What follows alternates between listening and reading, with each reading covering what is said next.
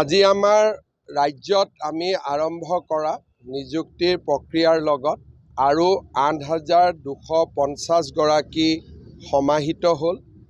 আজি আমি অসমৰ কলেজত অধ্যাপক অধ্যাপিকা, পোষ্ট গ্ৰেজুৱেট বা স্নাতকোত্তৰ শিক্ষক আৰু স্নাতক শিক্ষকৰ পদত ৮,২০০ গৰাকী যুৱক যুৱতীক নিযুক্তি দিব পাৰিছোঁ। আমাৰ প্ৰাথমিক বিদ্যালয়ৰ নিযুক্তিৰ প্ৰক্ৰিয়া সম্পূৰ্ণ হ'ল। আজি আমাৰ উচ্চতৰ মাধ্যমিকৰ নিযুক্তি সম্পূৰ্ণ হ'ব। পৰৱৰ্তী পৰ্যায়ত স্বাস্থ্য বিভাগ, আমাৰ ADRE গ্ৰেড 3, গ্ৰেড 4 আৰু লগতে আন কেইবাটাও বিভাগৰ বহুখিনি নিযুক্তি পত্ৰ আছে।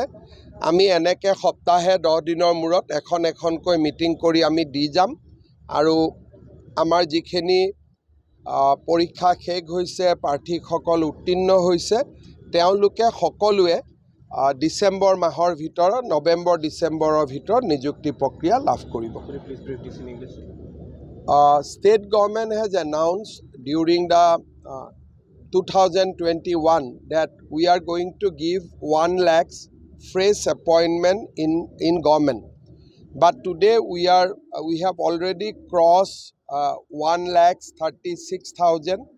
We are going towards achieving more than 1,50,000 appointment in government sectors. A lot of results has been announced and we are giving appointment letter phase wise. Today we have given appointment letters to 8,000 lecturers and teachers. This appointment will strengthen the public education system in Assam.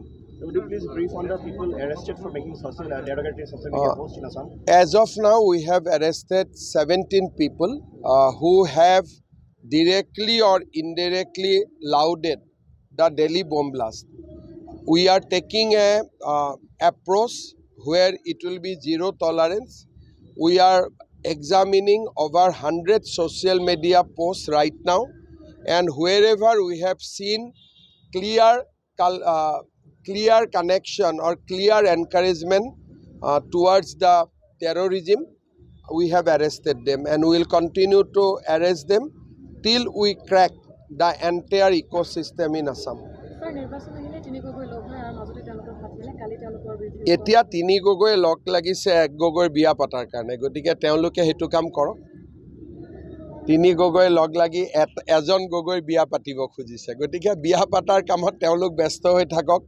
আমি ৰাজনীতি কৰি থাকোঁ, আমি মানুহৰ কাম কৰি থাকোঁ।